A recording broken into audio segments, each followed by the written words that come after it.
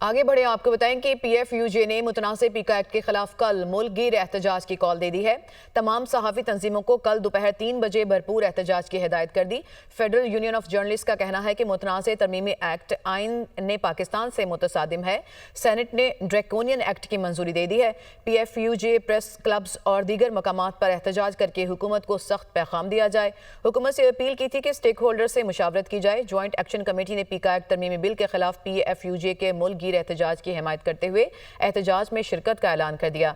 JAC में शामिल PBA, amend, CPNE और APNS ने कहा है कि हुकूमत की जानिब से मुशावरत की बार बार यकीन दहानियों के बावजूद सहाफ़ी तंजीमों और स्टेक होल्डर्स को सुने बगैर पहले कौमी असम्बली और फिर सेनेट की कायमा कमेटी से इंतहाई उजलत में ये बिल मंजूर कराया गया, जो हुकूमती अज़ाइम और बदनीयती का वाज़ेह सबूत है। ज्वाइंट एक्शन कमेटी इस तरमीमी बिल को यकसर मुस्तरद करती है और इसके खिलाफ भरपूर अवामी और कानूनी जदोजहद की जाएगी।